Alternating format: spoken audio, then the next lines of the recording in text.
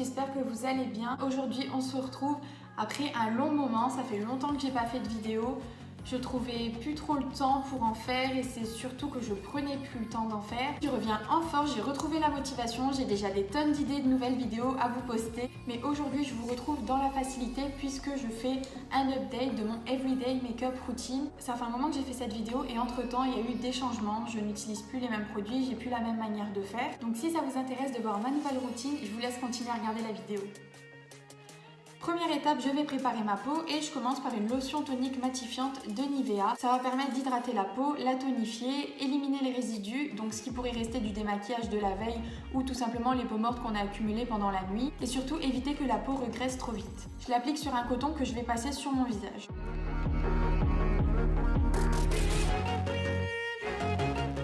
J'hydrate ma peau avec le gel Hydra Genius de L'Oréal. J'hydrate ensuite le contour des yeux avec le gel reposant à la rose du Petit Marseillais.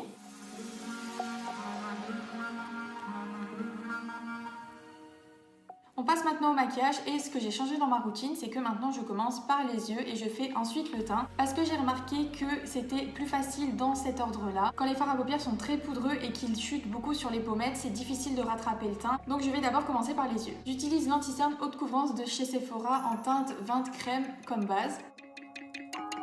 J'étale au doigt.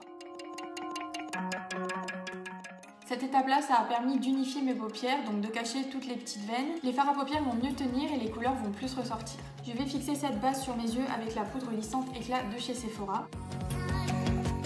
Pour les fards à paupières, j'utilise la palette Huda Beauty Rose Gold Palette Remastered. Pour tous les jours, je m'embête pas trop avec les fards à paupières, je mets des couleurs assez neutres. J'utilise soit la Sandalwood ou soit la Demure ou des fois même je mélange les deux. Et là, c'est ce que je vais faire. J'applique sur toute ma paupière mobile et je remonte même un petit peu au-dessus.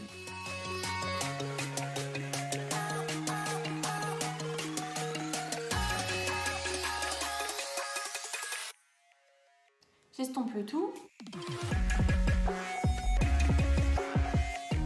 Je passe ensuite à l'eyeliner et c'est le Epic Ink Liner de chez NYX en teinte black et il est waterproof.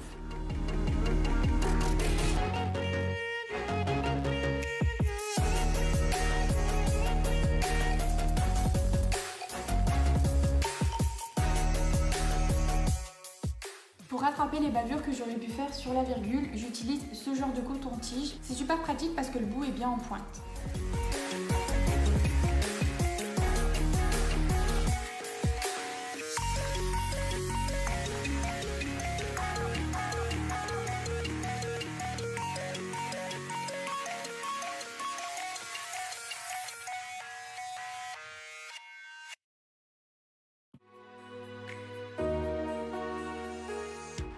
Je reviendrai aux yeux plus tard et je passe au teint. Je vais appliquer la base Pore Filler de chez NYX au niveau du nez et des pores juste ici. Pour le teint, c'est pas très compliqué, je mets ni fond de teint, ni bébé crème, ni CC crème ou autre. Juste de l'anti-cerne sur mes cernes et je corrige les quelques imperfections que j'ai. Pour ça, j'utilise mon Beauty Blender que je viens d'aller passer sous l'eau et l'anti-cerne de Sephora que j'ai utilisé tout à l'heure.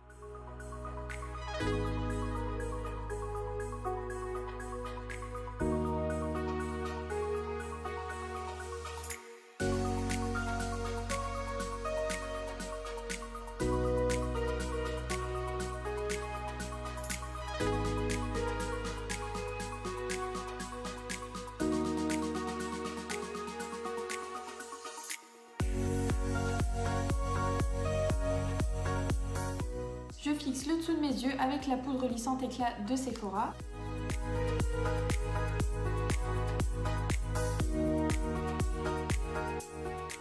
Je vais aussi un peu poudrer mon nez.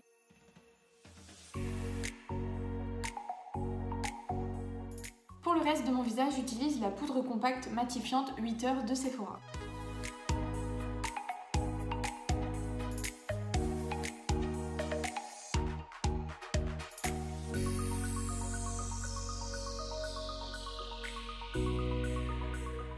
Maintenant, les sourcils, j'utilise un goupillon et un crayon à sourcils de Kiko, c'est le Precision Eyebrow Pencil en teinte 02.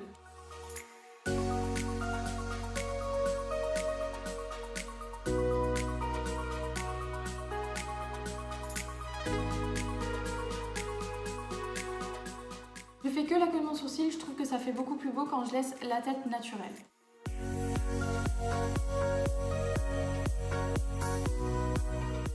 Ensuite, je réchauffe mon teint avec la Hoola de Benefit. Je remonte sur les tempes.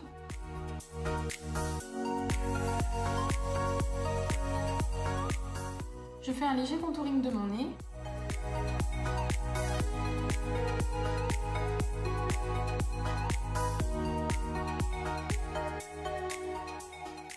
Pour l'effet bonne mine, je mets le blush Gold Rush, encore une fois de Benefit.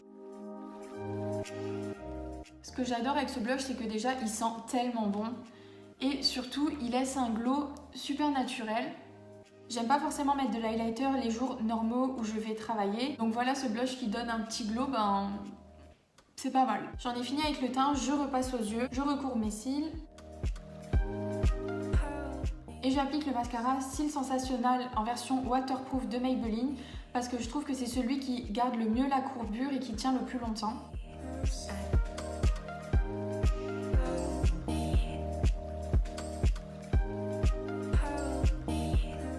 Pour en finir avec les yeux, je vais mettre un crayon dans la muqueuse supérieure. C'est un crayon de chez NYX en teinte noir de jet.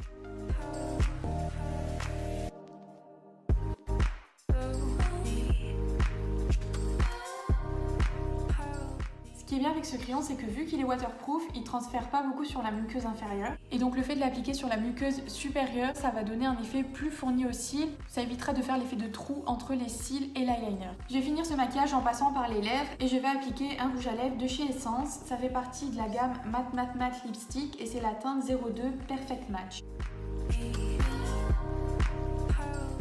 Il sent super bon, il est assez agréable sur les lèvres parce qu'il est assez crémeux, malgré le fait qu'il soit mat. Il est super confortable sur les lèvres et il les assèche pas. J'utilise ensuite deux crayons pour faire le contour des lèvres, toujours de la marque Essence. Le premier c'est la teinte 08 Big Proposal. Et le deuxième que je vais utiliser pour faire un effet ombré, c'est le 05 Soft Berry.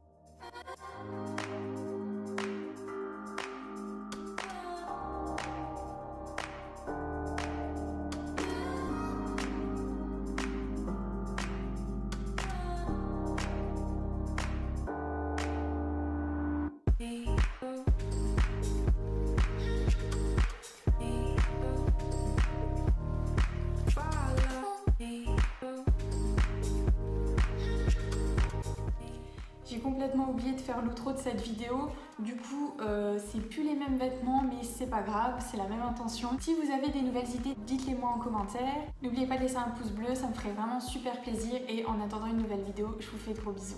Bye.